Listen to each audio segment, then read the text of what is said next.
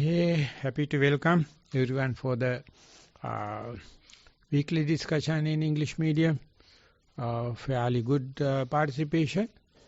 So before going to the traditional dialogue with the appointed sutta, if anyone is having any other topic or any interview reports or something like that wish to present, we can take few minutes.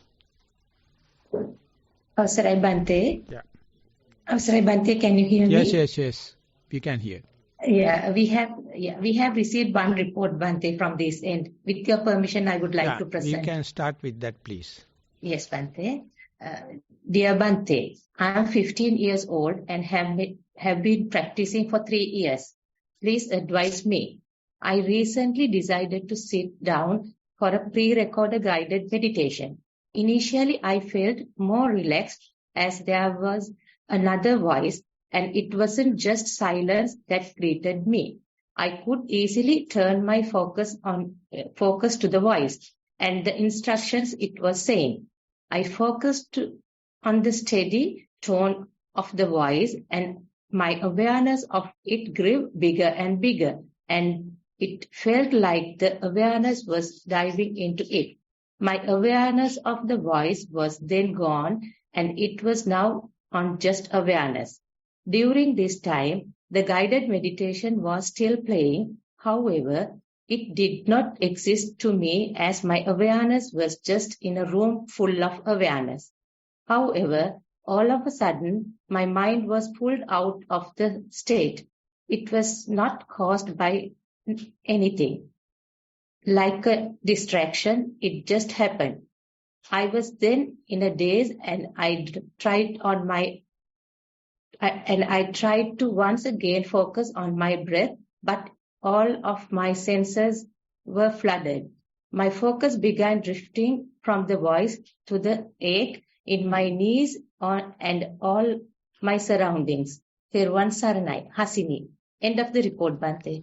So glad to hear you are 3 years try to be mindful, still at 15. I can't remember even when I was 15 what the kind of craziness we were playing. We have no records. And so happy.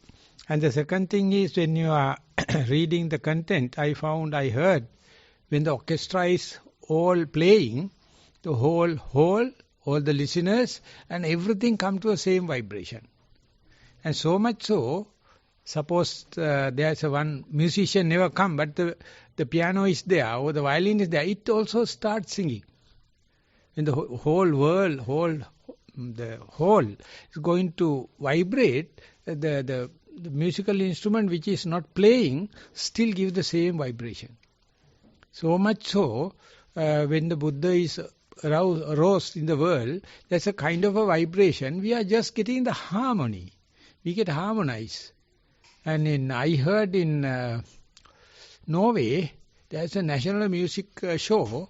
It's the lake is prepared like a concave, and in center the water, and the stage is floating, and with the stage is floating to the left side, right side, front and behind, the whole lake.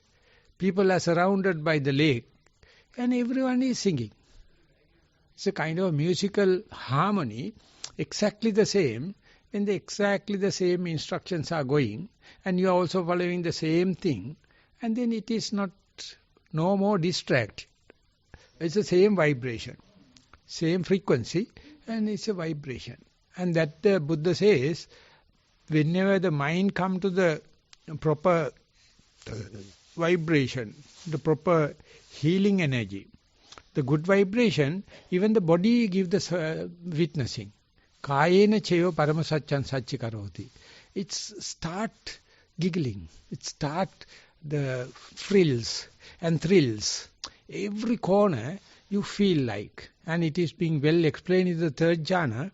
It says like when the well is completely filled, it's a middle also water table also gone up and surrounded by water, and if lotus flower is coming, a bud, in and out everything so cool.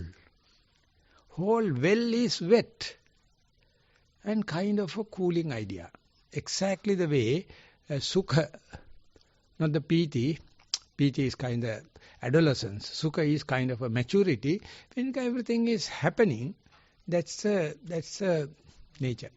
That's a law of the nature. So you have to just merge with it. There's nothing to fight. And when you're crossing a water current, you say, Buddha says, not hurrying, not tarrying, I just smoothly cross over. So that means you have given the best harmony. It is not belongs to you. By letter, we can also share a little. That's a literature. That's a aesthetic part. That's a poetic area. So whoever may be meditating, others can get the benefit because that good vibrations. So Venerable Jnanarama used to say, you have nothing to meditate. You have to be with meditators. Then you naturally get the absorption. It's a contagious. It's like corona. If you are living with corona people, whatever the hygiene you have, you will get. So that is why we call Buddha's dispensation, Buddha's asana. So you have to be with it. And then you get the same vibration. So imagine, majority of your society is with the mindfulness and the harmony with the nature and kind of thing. You become a part and parcel. You are in the same boat. There's nothing you to do. And the people who are striving never envy. You also can come and join. Why not? It's free of charge. So that's how the Buddha accumulated so much of good merits by all the paramis, so much of aeons. And then he can, dictate. It's called Vashita or master. He has mastered the situation, so he can dictate. May you be happy. May you be healthy. May you be wealthy and happy. You get the blessings. So this is what. So try to share with us, whether with instructions or no instructions. You have to develop good vibrations, and that is the most important.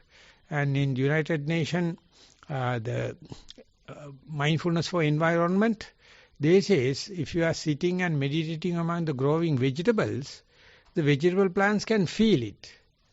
So we started that project, growing vegetables with the help of children, and they do walking meditation and sitting meditation among the plants. Then you get harmonized with the growing plants, just like sitting in between the meditation instructions.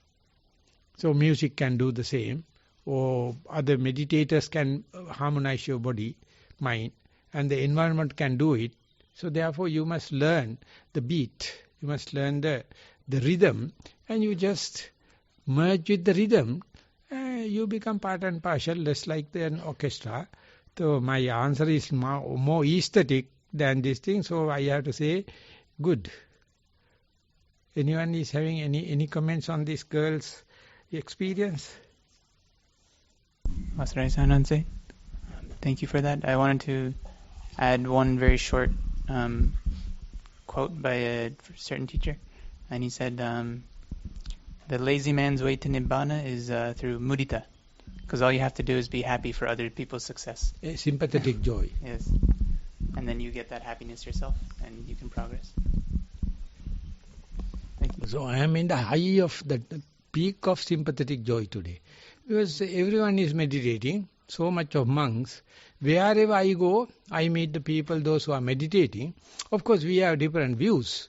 But as far as the meditation is concerned, we are always geared into that, avenued into that. This is the peak time in my life. Because I have never seen earlier so much of meditators. And so much of people are talking the same thing. Mahayana, Theravada, Hindu, Muslim, Tamil, and they become so close, they friendly, just like blood relatives. Wherever they are. Agreed, America? Talk to the mic, will you? I'm sorry, Bhante, were you saying that like all these different like religious groups are like friends and stuff? Is that what you were saying? Yeah. I guess some places, yeah.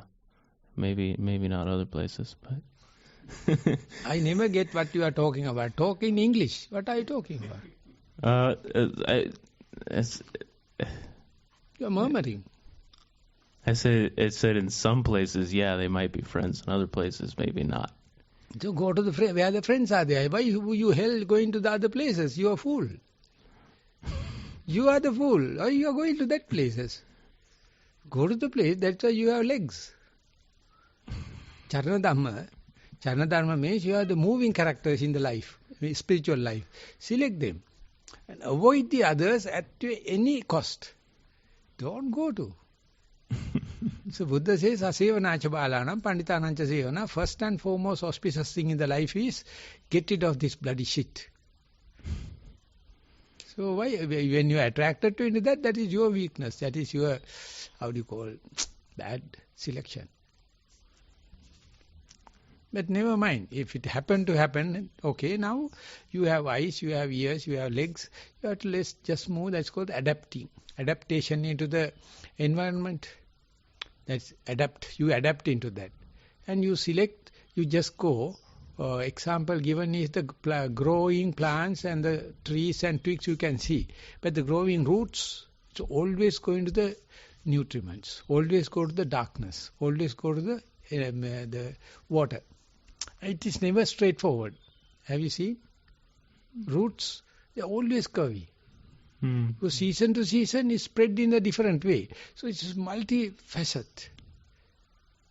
So the growing tree is what is happening within us. What we do is our part of the tree.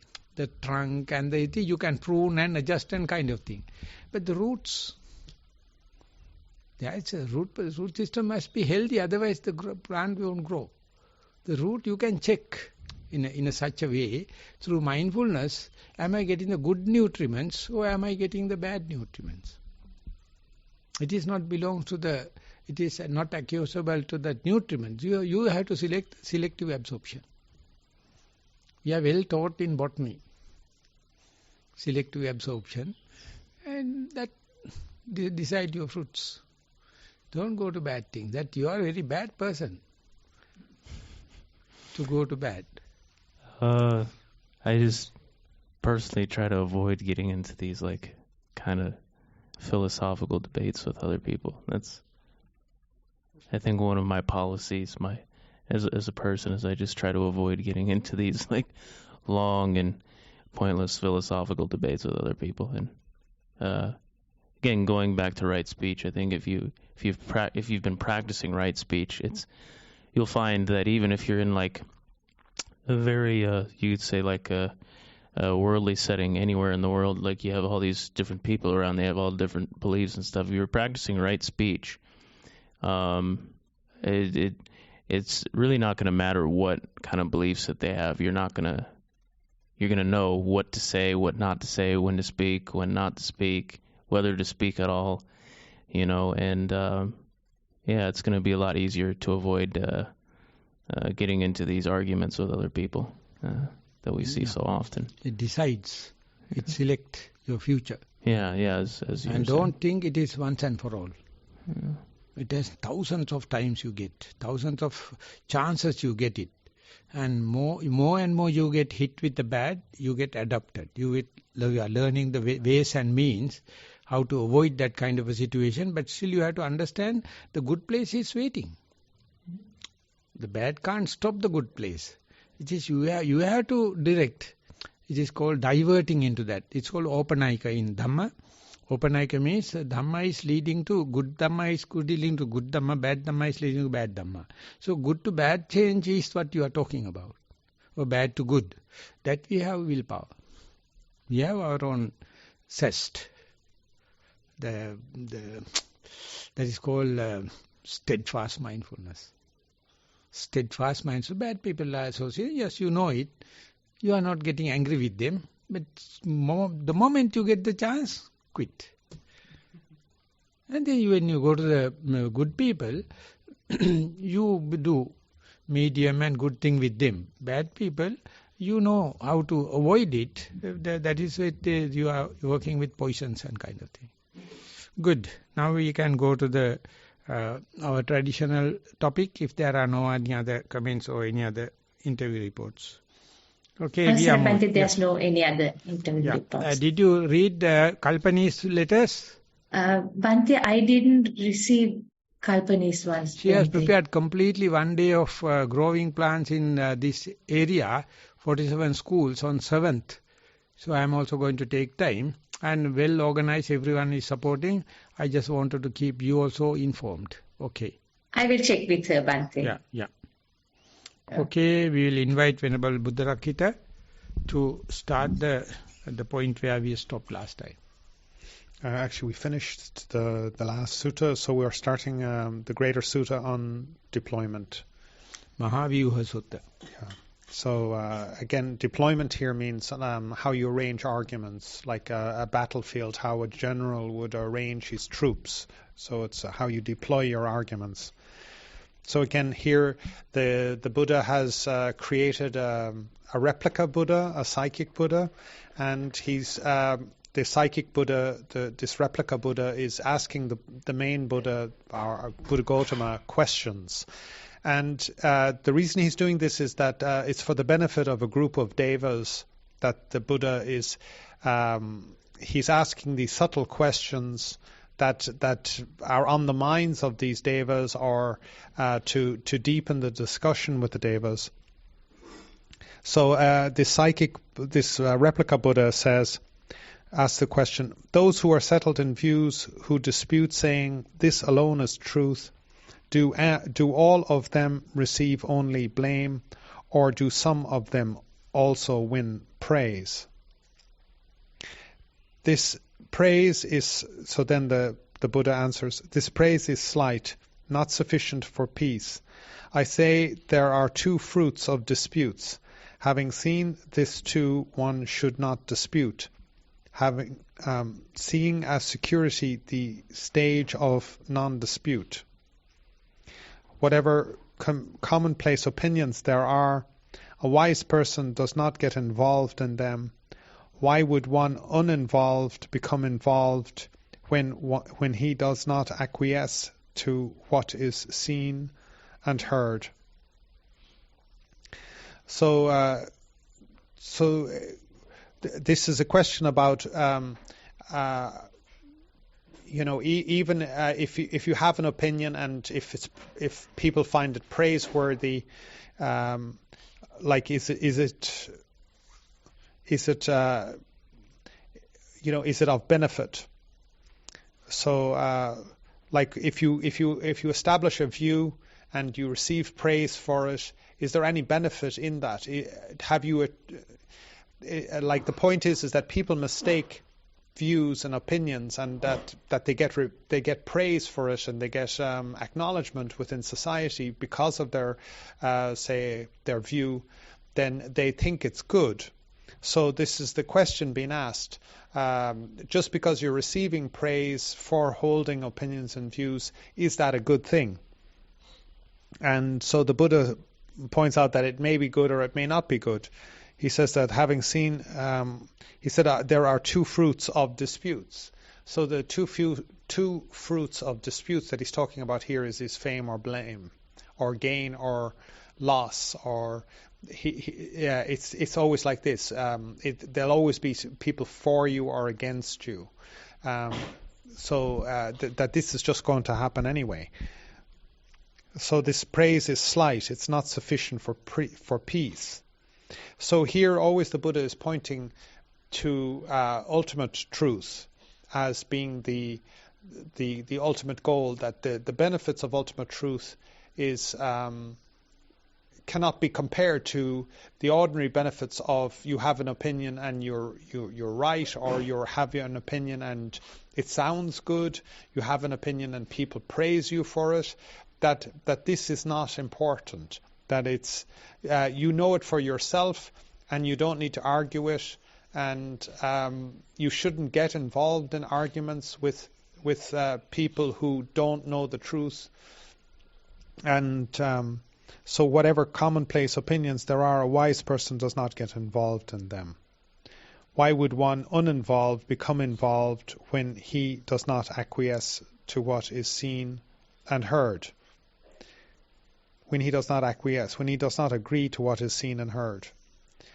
So if you know the truth, you know it, and you can't argue with people who don't know the truth. So there's no point. So you should not get involved in this. So this is a great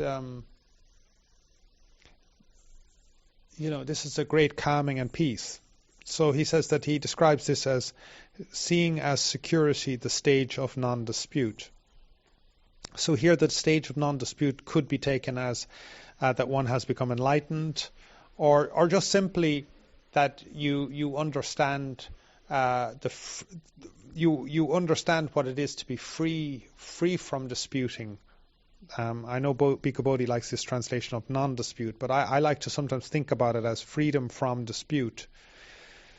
So when you enjoy peace, when you enjoy calm, and you hear people having mundane arguments, and even if that mundane arguing person is famous or sort of clever in some ways, like, don't get involved in it, and don't disturb your peace, don't agitate yourself, and enjoy. One should seeing the security in freedom from peace, freedom from dispute. That this is more important than arguing with people. Why would one uninvolved become involved when he does not acquiesce to what is seen and heard? So here he's pointing to this importance in what is seen and what is heard. We should pay great attention to what is seen and what is heard, to this Yatabhuta Dasana, that wisdom is seeing things as it really is. Whereas if somebody is not able to see things as they really are, and they have an opinion about things, you can't really discuss things with them, because they have delusion as a basis for their understanding. They have a fundamental issue that they don't see things as they really are, and therefore they're just arguing about a point. And even if it is arguing the right way, or in accordance with that truth, it's just an opinion of theirs, and it's not something that they have an insight into. I was thinking about this in terms of, like, when I was reading this, it was occurring to me, what happens if the person is arguing, and they're arguing correctly even if they don't know it's the truth? For instance, they'll say to be charitable, to do good things. And because a lot of religions will say be charitable, do good things, but are they worth sort of arguing with about over this? Not really, because they don't see maybe the point of nibbana, of striving for existential freedom from suffering, because what they're doing is just going to bring them to maybe good states of being, where they will be reborn in the heavens or something like that. So this person will say, well, this person's led a saintly life. And you say, yeah, it's a saintly life. It's just not a life that will get you out of suffering. It won't get you out of, it won't bring you to nibbana. It becomes a deeply kind of foolish argument very quickly with a person that they think that their action is supreme, and you're saying not really. Like it's just going to bring you to a good rebirth. It's not going to end rebirth. Whereas they will say, oh, you're not really involved enough in society, or you're not charitable enough compared to me. I'm more charitable than you are. And you're like, yeah, it's a good thing you're doing. It's just not going to get you out of suffering, and I'm more interested in this getting out of suffering business. And it becomes like hopeless, because they don't see things as they really are. They don't see that there's rebirth. They don't see that that heaven isn't the end goal. It's something like that. So this is what was occurring to me when I was reading these verses yesterday. And so it becomes, it's unsolvable, and therefore we should mind our own business and continue to practice ourselves.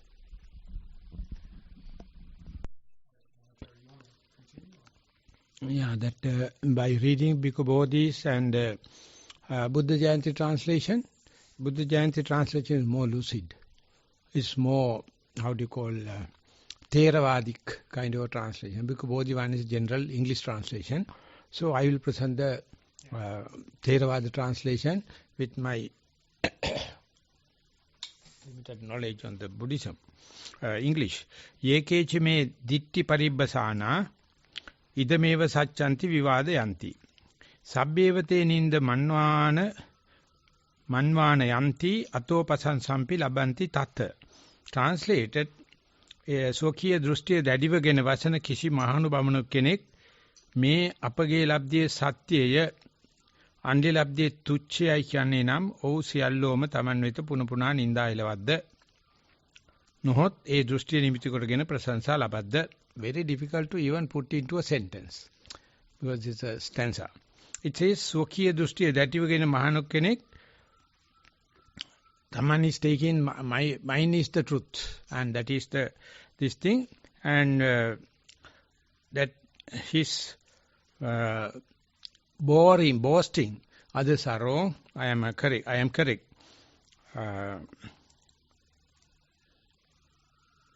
Then others will blame them. You are only a limited mind and you are all telling you are the truth, all the others wrong.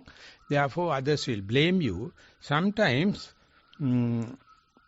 yes, I am also having the same view. Therefore, I am phrasing you. So, asking that blaming and phrasing, does it matter? Is it having some any essence or gist? The Buddha says there is something, but it is not leading to Nibbana. Therefore, the whatever you win or whatever you lose, does it lead to relinquishing from the desire or leading to Nibbana? There are some partial phrasing and tarnishing, but Buddha says not enough. Whether someone is praised you, someone is blame you, doesn't matter. Are you still looking forward to go to the Nibbana, or you are taking it as how to get rid of your desire? And that part, in the Bhikkhu Bodhi's translation, it says, those who are settled in views, who dispute, saying, this alone is truth. Do all of them receive the only blame, or do some these also win praise? This is the praise of these things are receiving, but how does it gearing to the Nibbana is lost. So that is what you have to, one has to concern. Someone has to refine by the phrase and by blame.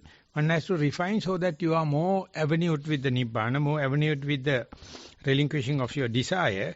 And that is what the Buddha is trying to highlight by this question. And it's very subtle. It's very subtle. So earlier I had the great desire of reading books. Reading. And it came to a certain kind of a consummation by I read conspiracy theory. It's full of knowledge, everything is negative. But so much of knowledge. So for a person like me, huge. Ultimately they find the whole knowledge is for negative. So therefore, once I take a book now, I see whether he knows the Buddha rose in the world. They don't know even that. They don't know the Four Noble Truths and writing bestsellers. What's the use? Whatever the scientific discoveries, whatever the warfares, whatever the book writing and business, what is the use if it is not giving a kick toward the understanding of the truth? That is completely lost in media today. Utterly lost. Well, luckily these days, we are not bound to give you news. We are just entertaining you. Thank you, you gave me that point. Are we listening to this show just for entertainment? Or does it having some kind of a bearing towards a Nibbana? No. Today whole education is just a hidden curriculum. Whole law is a hidden agenda. Money, pharmaceutical industry, media, politics, economy, social development. It is cut off you from being alone. Cut off you from going to the forest. Cut you from the sitting under a tree. Cut you from the be with the other meditators. He says, no, it's useless. Come and have a soap opera. Go into the opera house. If you can't go there, you are not a human. You are not social. You are going backward like. So I have no any idea now to enlighten the world, because it is useless, because so much of people 200 years misled. But still I am not, I believe. I see them, conspiracy theory as conspiracy theory, knowledge is as a hate, and the news as entertainment, but I go through them and see how it is happening. So whether I get the frame or praise or blame, it doesn't matter. I see how much I can cut across and go to relinquishment, go to the supramundane. That I never lose. That I never lose in meditation, in reading, in teaching, and all the kind of thing. Mind your own business. It appears very selfish. Be mindful and mind your own business. So far, I think I am intact. I am not lost. But appear to be a lot of trends are there. I am multi-direction and multi-diversified. But always try to keep the main thing. The day I become a monk, I asked the teacher, Sabba Dukkha Nissarana Nibbana Satchikarnataya, have I forgotten that due to my seniority, due to my knowledge and kind of thing? Then I lost. So therefore I always try to associate beginners. I see the blessing, and because they are very innocent. I cannot. I have to be artificially be innocent. Otherwise I have enough reason to be praised and gain and have some seniority and knowledge and kind of thing. So I am not getting disqualified to become a beginner. Anyone is helping me and pushing me into the beginner's mind and that boat, I am very happy. So I will always try to go to the bottom level and try to be with them, and not difficult, because they are not rejecting us. Children never reject us. Non-Buddhists never reject us. Cancer patients, they never reject us. Prisoners, they never. And this is, it is very strange, Bhante, coming to us. Because we are quite deprived people. But when we go there, a lot of things we can share. So therefore, praise and gain, it doesn't matter. I mean, people can't live without that. But we have to make them trivial. We have to make inert. And keep that your primary object, or the why you become a monk, always intact. Otherwise you lost the ground. And I call that within the womb, as far as you are in the womb, if you cut off the umbilical cord, finished. The connection to the mother is to the umbilical cord. Am I pronouncing properly? The cord? If it is cut, your monkhood is gone. Your humanity gone.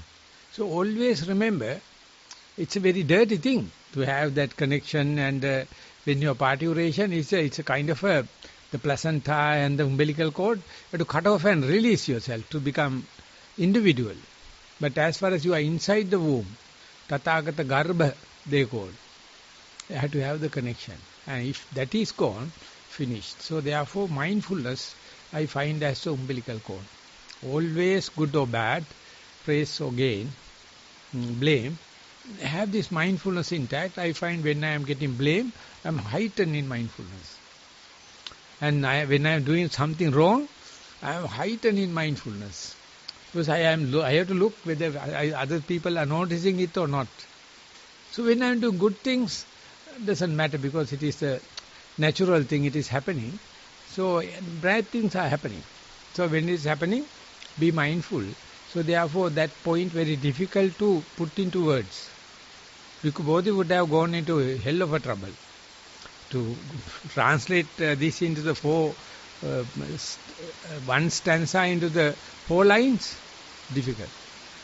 But the Buddha Jayanti is fairly they have done because they have a negative language, but the English is a positive language, difficult to put into, that we must phrase them. But anyway, there are other translations also. Therefore, whatever the Pali stanza, the translation have diversified ideas. That is what I just wanted to bring into the discussion. Avasarai Sumanantsa? Yeah.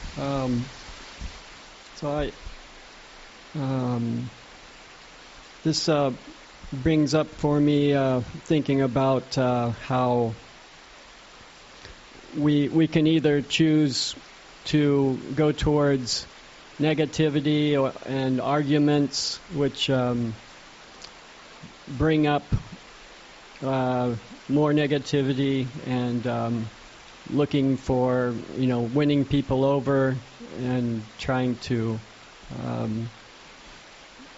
becoming involved with disputes and so forth. It all tends to, for me, I can feel that aggravation that can arise when we become involved in these disputes. And I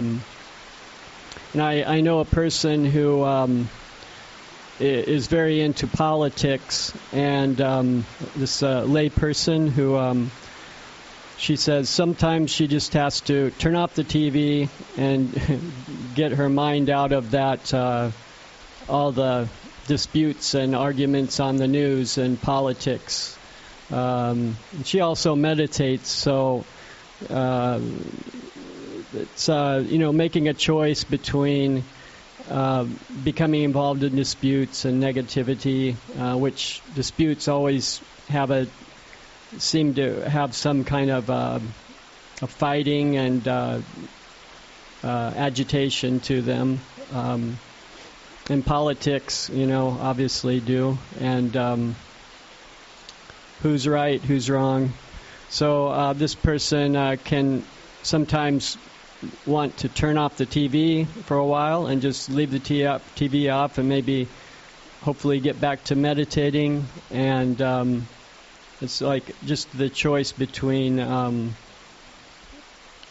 going towards truth, which we can experience directly through experiencing reality directly through our senses, and or to choose to become involved with agitation, and sometimes even if you're winning, you're still agitated, because you feel like they're going to catch up with you and you have to defend yourself, and sort of the whole thing of the householder, always having to protect their property and belongings. And so the views are somewhat like that as well.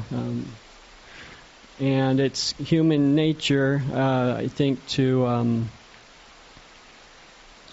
want to have a community and have people on your side, and we're social creatures and we need others. So, but people go towards the wrong, they get involved with too involved with that, or too maybe looking for the wrong kind of friends. I noticed when I started to meditate, and I went to a meditation center where I spent a lot of time, and I spent more and more time there, and it felt so good to be amongst people that were thinking the same way and meditating and wanting to go towards the truth and go towards calming down and reasonable, just not becoming argumentative, and we would have discussions, and it wouldn't be like nobody was ever put down or anything. It was like everybody was accepted and just listened to, and you don't have to.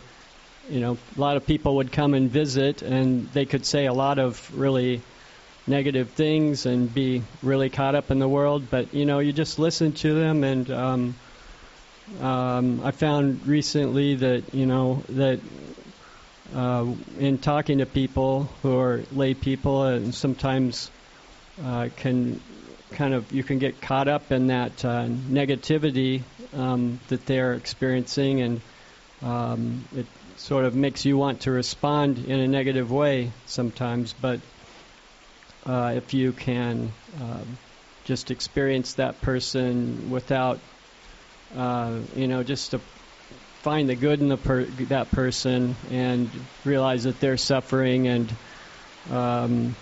try to accept them just the way they are. So there's no clinging to views, even of, this is the right way, Buddhism is the right way, and the other person may not, be totally into something else. And that's continuing their suffering, but, you can just feel compassion for the fact that, or just to think, I hope you can find truth. I hope you can stay positive and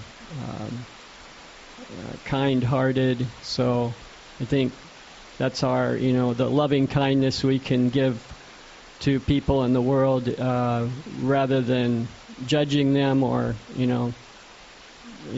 we can also become arrogant in our way, that we think we're right, or even just in our own personal views with other people, anybody, we can always take up this feeling of I'm right and you're wrong, and therefore I don't like you. So there's this. You have to. That's where mindfulness really comes into play, I feel, for disputes, and just to notice, how am I getting caught up right now? Am I getting agitated, or am I calming down, and just seeing things as they are, rather than trying to change anything or take up a view.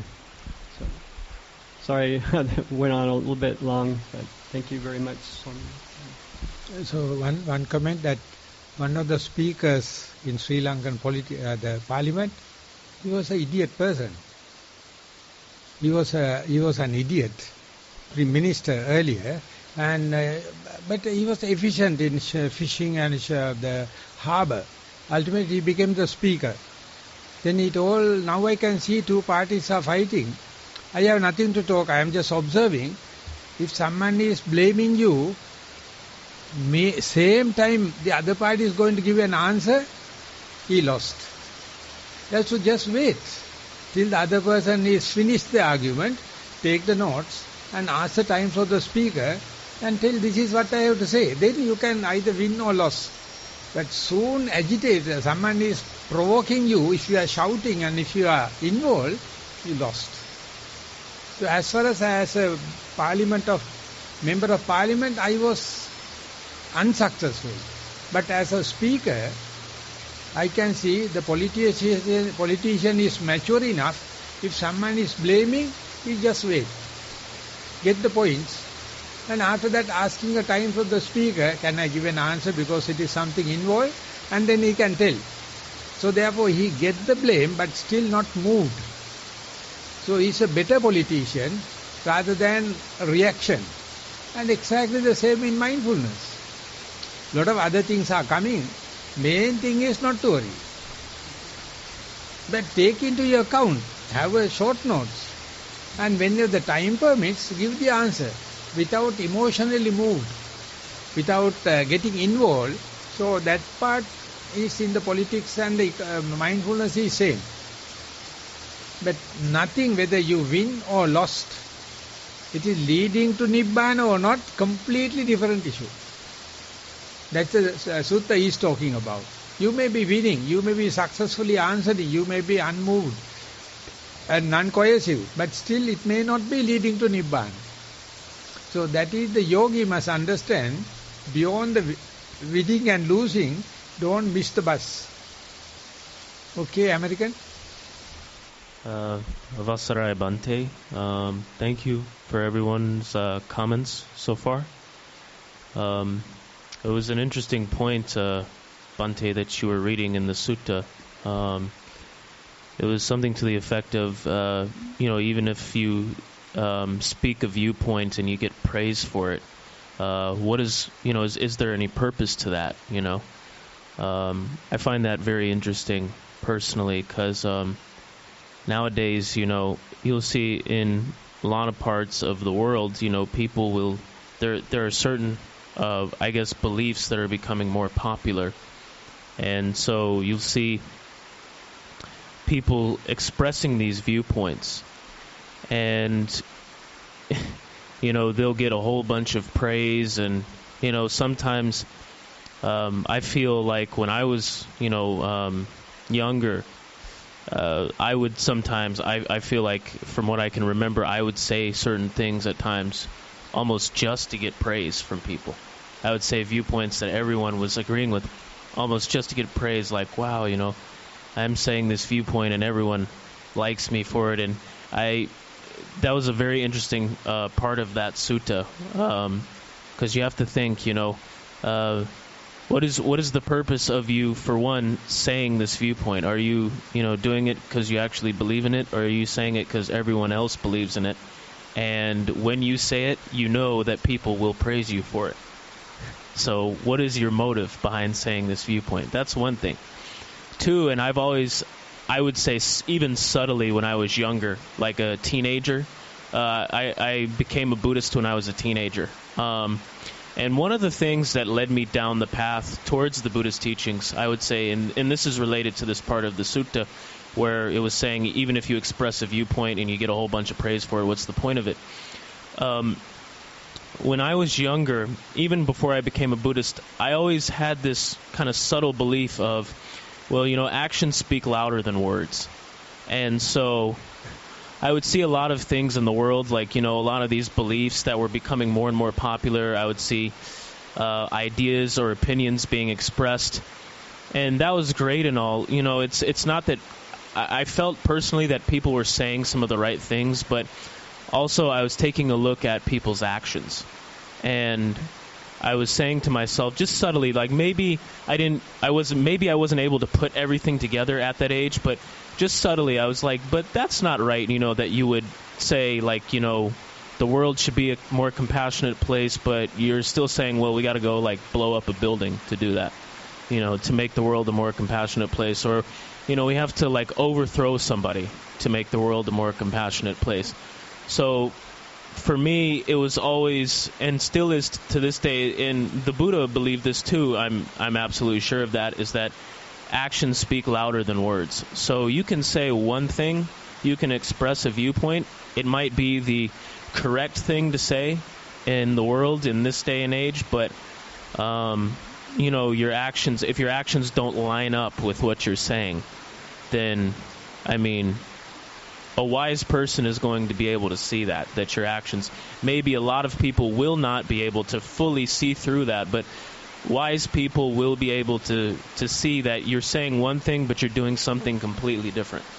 So your actions have to line up with your beliefs. So if you're saying that the world should be a more compassionate place, then you have to be more compassionate yourself. It's you can't say, I can't logically go up to somebody and say, well, the world should be a more compassionate place, these people should have these rights, these people should have these rights, these people should be able to do this, do that, whatever my beliefs are. But I don't have to do those things. Just you start doing what I want you to do. You start doing what I believe the world should be like, and you start believing what I believe everyone else should believe in.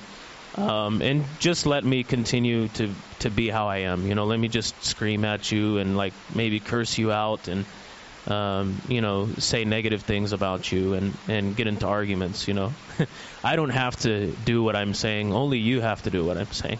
So, there's a lot of, I saw that even when I was younger, there was a lot of that. There was this thing of people expressing viewpoints and they were the acceptable things to say. And it's not that they didn't have good points to what they were saying, it's just that the actions did not line up with what their beliefs were. So they were saying, I want people to be more compassionate, but they were not being more compassionate.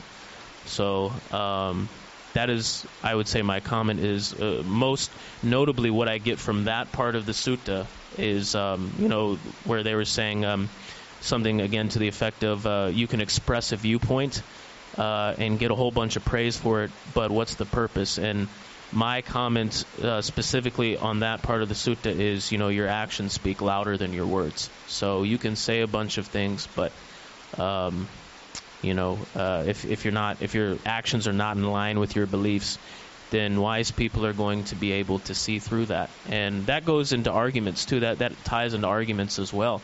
So, you can say like, my view is the right view and your view is the wrong view.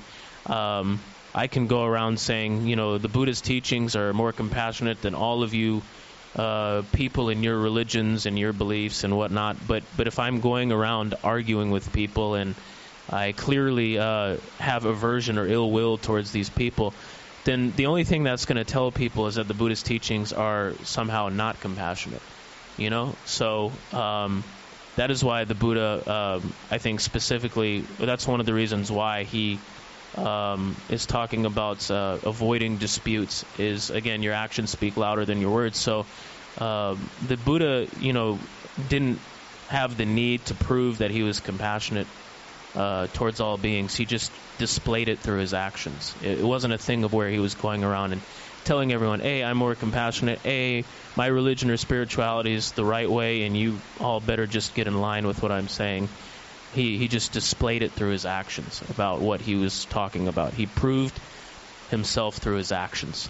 And so your actions speak louder than your words. So that is my comment. Thank you all. So I summarize everything telling, by learning Buddhist, gave nothing, because even become a Buddhist, you had this consent in your mind. You are born with that idea. Buddhism is catalyzing it. You have this idea even as a teenage that the actions are more louder than the words. But after becoming Buddhist, you are catalyzing the same. So we are born with this good idea, without a religion. You became a converted Buddhist, but we are born Buddhist, but that ism is not the part. We are born with good characters. Everyone. The religion is the one sectarianism happens. So when you go and talk to the truth, talk to your original, your natural, your, directed dispositions, we are good people. Everyone is good. Unless otherwise we are arguing. Still you can argue and still polish it. But we have the element. I call it a birthright. Mindfulness is a birthright. Everyone is born with mindful. We are not giving mindfulness. We are catalyzing mindfulness. So therefore Buddhists can say it is Buddhist. Other people can say it's a humanistic. So when we successfully give the mindfulness, they say, Bhante, you gave nothing. We had it. But you just catalyze it. Then I told, do it for another one person before your death. Share it, because everyone is good. Everyone is, man is good. It is, we have become evil due to the class fight. The Karl Marx says. And Isaac Newton says, when the things are moving, it is always straight. In the space, when things are moving, it is always straight, unless otherwise hit with someone. The Buddha says, Pabassaramidam bhikkhave chittang. O monks, the mind is lustrous. Not with due to meditation, not because you are Buddhist. But it's covered with little bit of dust. And that dust particle, that very thin, grease particle is making so much of dispute, because you can't penetrate through. Once you penetrate, what a beautiful world, what a beautiful people. Externally they are disputing, but internally we are the same. So therefore, by becoming Buddhist, you gain nothing. That is what I heard. Sadhu, thank you, Maha Thero and Maha Sangha for the comments. I also appreciated yours, Sumana. It was very kind of authentic. I appreciated hearing that. One question I had for the community, whoever would like to answer, are there's kind of there's a lot of how to say, like intersecting points in the Dhamma. One of them being not getting kind of engrossed in praise and blame, gain and loss, pleasure and pain, and the worldly Dhammas. But at the same time, there's a lot of injunction to actually take the praise and blame of wise people seriously, and to listen to them, to get guidance and know when we're doing wrong, and to be happy when we're doing good. And at the same time, we can also see that people that we consider wise in the world sometimes disagree on what's right and wrong, even within Buddhism. And so, just as an open question for the floor, if anyone can kind of answer how to navigate that area of not being overcome by praise and blame, but at the same time listening to what it has to say, and who it's coming from, and how we can allow that to guide us, especially when there are different kind of viewpoints coming in. So I will just leave that for anyone. If they can. I would like to comment first. Thank Because you. last, when we are learning the Chula Viva Sutta, that idea crossed me. Why good people are arguing on the religion as on the ethics? And I see the book, Daniel Kahneman. How do you pronounce Kahneman? The book you recommended. The subtitle of the book is Why Good People are Arguing on the Religion and the Ethics, Politics. So that we try to be good people, but when you go there, they are also arguing. So what is the meaning of becoming a good? So I took that into the Dhamma talk in the down. I took that in the Kadwela also. Then I told that even you become good, you are arguing. So then what is the truth? What is the use of becoming good? But I am not telling that Daniel Kahneman is enlightened being. But he taken this as a topic of the book. Why within the Buddhism sectarianism? So by becoming mindful family, we say we are interfaith. But as a Nissarana, we are not interfaith. We have something, a message to you, is mindfulness for the Buddhist. And many people are coming. So therefore, this area, I have one part of my life telling interfaith and talking with the people and telling nothing to argue, we are good people. The other side, it says, there's a special message from the Buddha. So I have the outer bimodal, the personality, right brain and the left brain. And when I read Kahneman, I hate that at the beginning. But when I read the Chula Viva Sutta, why good people are arguing on the politics and religion? Still today. And that argument is within me, not among the people, not among the community, within myself. Even I become good, I have self-criticism. I have inferiority. I have ethical criticism towards me. And I find when in the discussion, everyone is entertaining that bloody criticism. So we are all in the same shit. So therefore it's a good for the argument to say that we are brothers. We are sharing. We are really in the mess. But we know we are in the mess. Sometimes people say we are good people. Or sometimes we say we try to be a good person. But whatever may be, this dispute is there. I don't know whether it is available in the animals. They can't talk.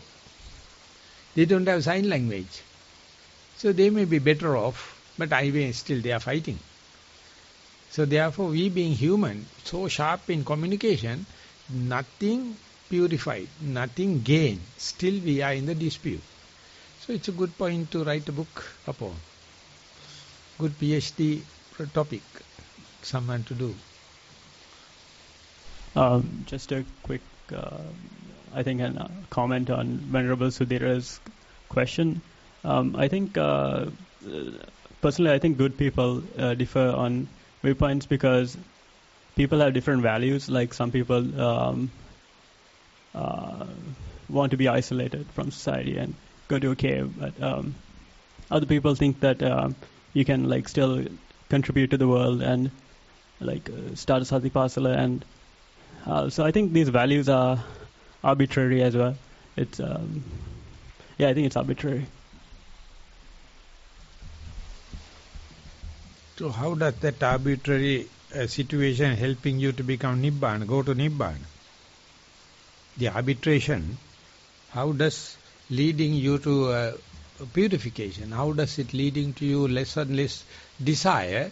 So that is the thing you have to assimilate, you have to make use this arbitration, external but internal also such a thing. And how can I make use to go to Nibbana is the thing related to me. It is the thing pragmatic to me rather than external argument that we can share. That is what the answer of the Buddha, the first this thing, the phrasing and gaining, it doesn't matter. It is not reducing your desire. It is not leading to the desire. So therefore this phrase and gain is there, yes. But it is not sufficient enough for you to go to the relinquishment. So therefore Buddha never consider this phrase and gain as a praise and blame as two significant things. Yes, thank you, Mantes, and thank you, Mahate. Having given it some thought, possibly what it is, or part of the answer is that there are different kind of approaches to the Dhamma that might not always take the same emphasis on certain things, like, say, samatha or vipassana, or more community-oriented or more seclusion-oriented, more maybe sutta study, more practice. And so even though these people and different groups kind of all speak towards the same goal, and they will hopefully have their views kind of within the scope of the Dhamma Vinaya, there are wide enough kind of divergences between approaches that you can feel like you're being blamed by some of them and praised by others. And I guess we all just have to find our way within that to some extent or another. And that's really the only answer I can really think of. Not the only answer, but part of it. Vasarai Bhante, thank you, Mahasangha, for all the comments. And I would say the last comment that I would have is related to Bhante's question here that he just asked. And for me, I would say I would agree. There are a lot of, even within the scope of Dhamma, there are a lot of different approaches to the Dhamma and different beliefs about how to approach the Dhamma correctly. And I would agree that we have to, in a sense, find our way through it all. And again, back to my comment earlier, for me, one of the things that I always look at is, what is the person's actions? What are their actions like? If you can say anything to anyone, but again, if your actions are not lining up with your beliefs, then a wise person will be able to find fault with that. And so I always look at the person's actions, and I think that I have found for the most part, good teachers and good mentors over the years, whom I don't want to jump to conclusions, but I believe that I can see the Dhamma in their heart when they speak and when they interact with others. I strongly believe that I can see the Dhamma in their heart when they speak and when they interact with others, and in their actions and all of that stuff. So that's mainly what I look for, when somebody like admonishes me or, corrects me. And there's nothing wrong with that. We need correction sometimes, we need admonishment, but I just try to see, the person's actions, who they are, what is their kind of like personality like, or where's the motive? What is the motive for saying this? I'm just observing their actions. Are they? And I've been admonished several times before, but it's just where what is the person's actions? What is their motive? And when you have wisdom, I think it's easier to perceive this stuff. What is the motive? And then also be able to look at yourself using the same wisdom, saying, maybe I do need to, change my viewpoint on that. Maybe I do need to not say that. Maybe I do need to do something differently. And so, yeah, actions speak louder than words, as I was saying. That's my slogan today. Yeah. So you are born lucky in other sense. Even whether you become Buddhist or not, you have that seed. The Buddhism just refined it, or your teachers refined it. So you are just praising the Buddhism and the teachers, but you have your own seeds. So that if you can address into that, you all are good people. So now we have to conclude. Many people contributed. Thank you very much for making the argument very lively. Many thanks to America. Thank you very much for the participation.